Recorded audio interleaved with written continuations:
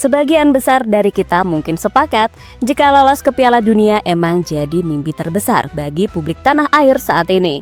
Namun lebih dari itu, bisa konsisten untuk terus berada di level elit Asia serta rutin ikut Piala Dunia adalah tujuan yang pastinya lebih diutamakan.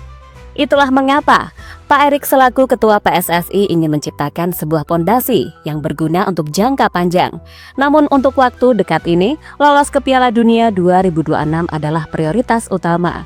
Sebab dengan begitu, nama Indonesia pasti akan makin disorot oleh dunia, serta pastinya membuat aliansi Tim Tank kelabakan karena lama-lama Indonesia akan semakin dianggap berbahaya lantaran punya jangkauan relasi yang cukup luas, terutama dengan negara-negara maju.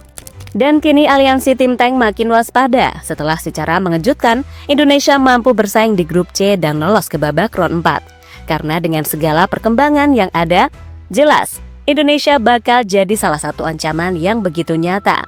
Tak sampai di situ saja, demi mewujudkan mimpi bermain di Piala Dunia, beberapa pemain seperti Elkan Bagot dan juga Jero Edward dikabarkan siap membantu timnas bersaing di babak round 4 mendatang. Dan tentu saja, ini akan membuat persaingan semakin memanas.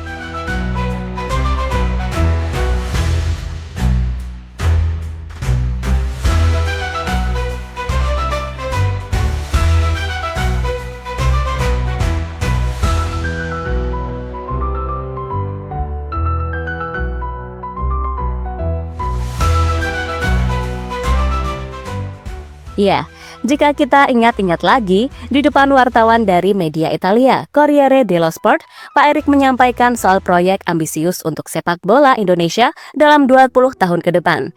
Ya, dalam wawancara itu, Pak Erick membeberkan visi jangka panjang untuk sepak bola Indonesia di tahun 2045.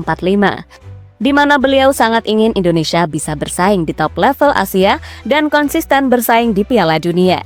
Bahkan kepada media ternama asal Jerman, Reuters, Pak Erick ingin Indonesia bisa masuk 50 besar ranking dunia, serta 9 di Asia. Mantep gak tuh? Indonesia harus bisa menjadi tim di posisi 9 besar Asia karena jumlah populasi dan hasrat kami buat terhadap sepak bola. Namun tentu butuh waktu. Kami ingin menjadi negara 50 besar dunia pada 2045. Karena di tahun itu, pendapatan per kapita negara ini akan di kisaran 27.000 US dollar hingga 30.000 US dollar. Ini adalah negara besar, sehingga di masa depan kualitas sepak bolanya akan meningkat.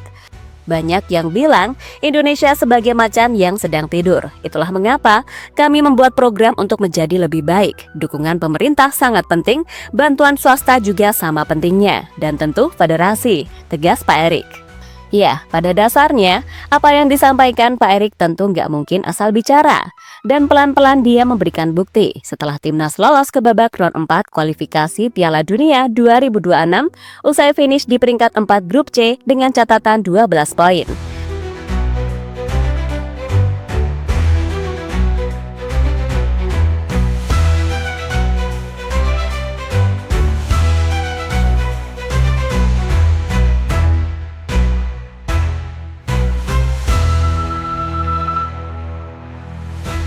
Selain itu, Pak Erick memiliki mimpi besar untuk membawa sepak bola Indonesia maju baik dari sisi timnas ataupun kondisi internal liga serta pembinaan.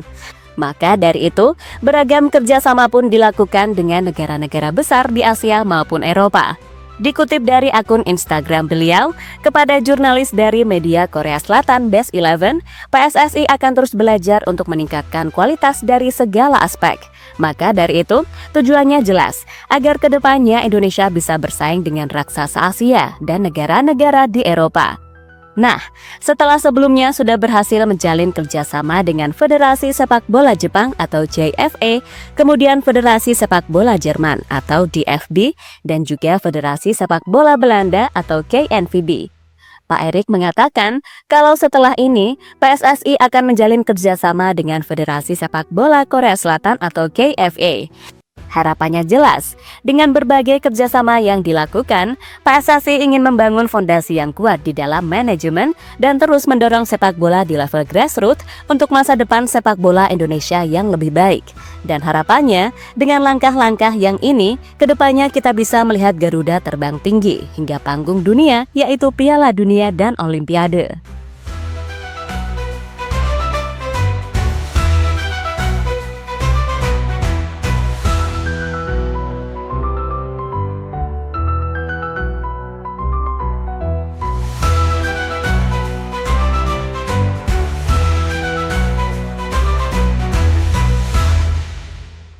Pak Erik siapkan kejutan besar di babak round 4.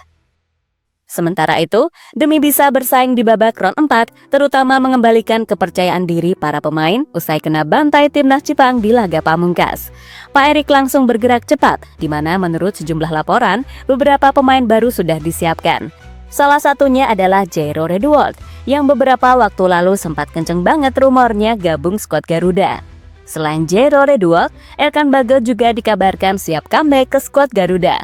Elkan ingin membantu timnas bersaing dan lolos ke Piala Dunia 2026, apalagi dia sudah cukup kangen dengan euforia gila dari fans Indonesia.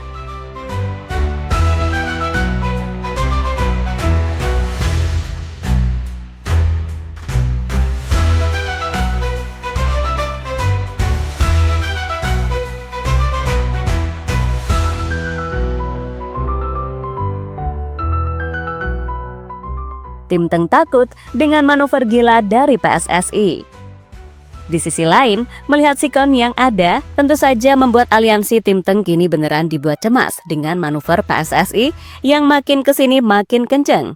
Sebab dengan segala langkah yang ditempuh, termasuk pastinya program naturalisasi, pada akhirnya bisa menjadikan Indonesia sebagai ancaman nyata. Terlebih, selain punya koneksi luas dengan negara-negara besar Asia dan Eropa, aliansi Tim Teng juga khawatir Indonesia akan semakin sulit disentuh sebab bagaimanapun pasukan merah putih menjadi salah satu negara yang sering mendapatkan keistimewaan dari FIFA.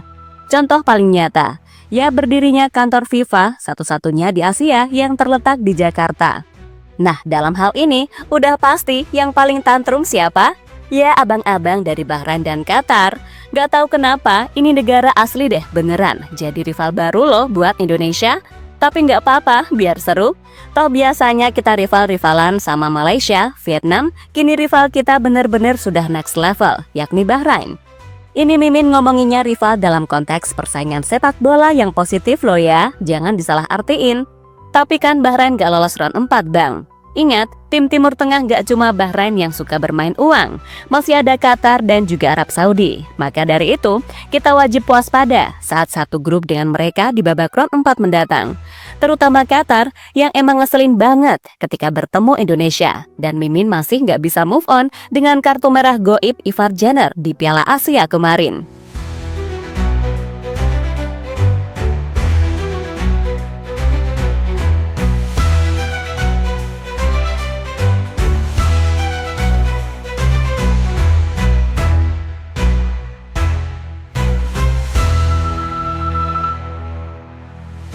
Dan terlepas dari apapun, visi dan rencana yang sudah disusun rapi bisa terus dilanjutkan oleh ketum-ketum berikutnya di masa depan.